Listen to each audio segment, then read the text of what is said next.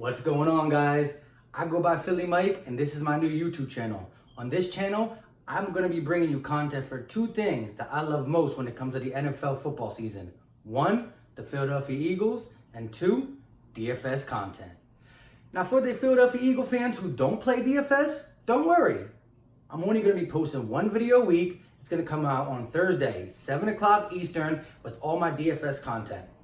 But for any of you Eagle fans who play DFS a little bit but want to get better, or if you're an Eagle fan who just don't know anything about DFS and want to learn, you've been hearing about it and you're like, hey, I want to get into this, go check it out. It's going to be good stuff.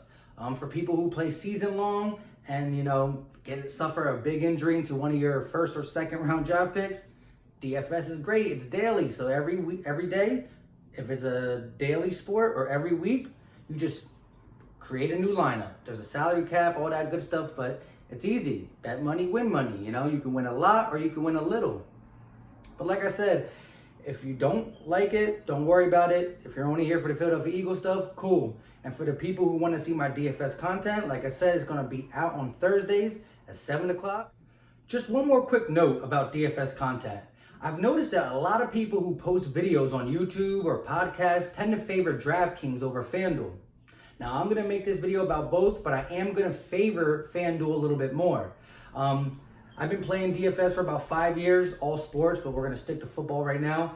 But for the last year or so, I've been kind of getting more into DraftKings, but I still favor FanDuel, especially when it comes to football. I do like DraftKings for MLB a little bit with the two pitchers, but we'll get into that another time. So I will be favoring FanDuel. Again, I'll have stuff for both, but more FanDuel on this channel than what you'll probably see out there on YouTube. I'm going to have a couple of my next videos. I will have some of my winnings of last year and stuff like that. Again, I go by Philly Mike, and that's actually my FanDuel and DraftKings tag. It's Philly Mike 25, so you'll see that. Now for the Philadelphia Eagles, week 1, we got the Washington Redskins coming to the link. They're coming in at 9.5 underdogs.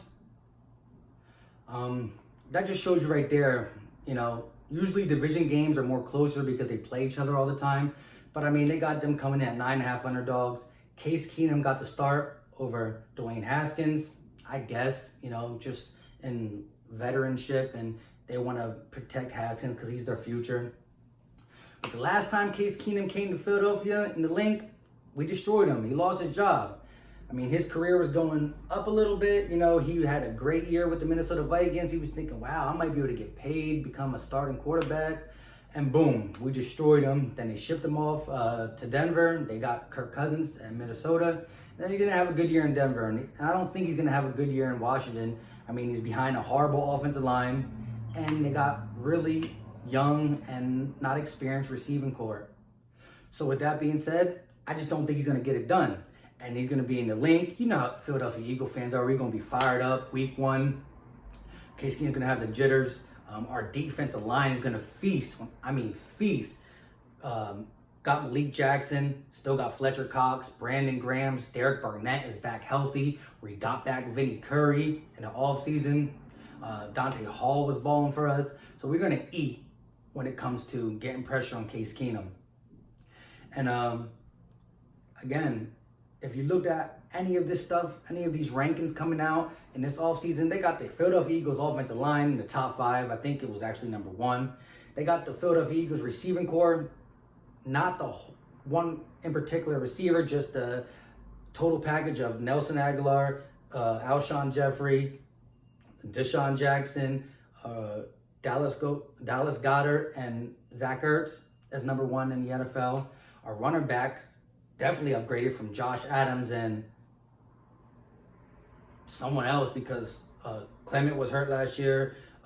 Smallwood was hurt last year. So it was Josh Adams and someone else. Sproles did come back. To now, Jordan Howard and Miles Sanders.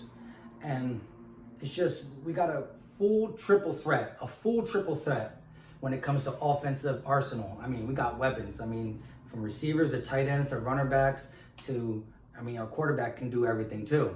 And that's another thing. People are mad about Carson Wentz not playing in the preseason. I'm not mad. I'm not mad at all. And here's my biggest reason why. The year that he tore his ACL and MCL and he had to rehab all that year, one, he didn't have OTAs. He didn't practice with the guys. He missed the first 2 weeks coming back to the season. And then, boom, he gets thrown in there, still not ready. He's favoring his knee. He's locking on to Zach Ertz early and often. One reason, because Zach Ertz is a good tight end, but his security blanket, and he wasn't quite comfortable in the pocket, moving around, and he just looked to get the ball out to Zach Ertz. This year, we're going to see more of that 2017 Carson Wentz, where he was slinging the ball around, throwing it to Nelson Aguilar, Alshon Jeffrey. Back then we had Torrey Smith, but that's going to be Deshaun Jackson's role. Dallas Goedert, Zach Ertz hitting sprawls out the backfield. And another thing we're going to be able to do, we're going to be able to run the ball a good amount of times. That's going to open up play action and everything. Like I said, you're not going to know what to stop on the Philadelphia Eagles. Because like last year, we had no run game whatsoever. I think we ranked overall rushing in the bottom 10. So like we were like 23rd or 25th in rushing. That's not good. Can't get that done. That puts too much pressure on Carson Wentz. He takes too much sacks. Defense can pin their ears back and just go right after the quarterback. They're not worried about us running. And so this year, you're not going to be able to do that at all. He's going to be able to sling the ball around. He's going to have time. We're going to see Carson Wentz back to what he was when he was so close to getting the MVP.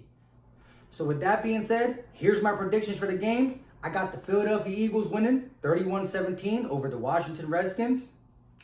And thank you guys for watching this video. I hope to get you guys and get more of you guys coming along for a long, healthy Philadelphia Eagles season. And again, Thursdays, don't forget to check out my DFS content. Go Eagles!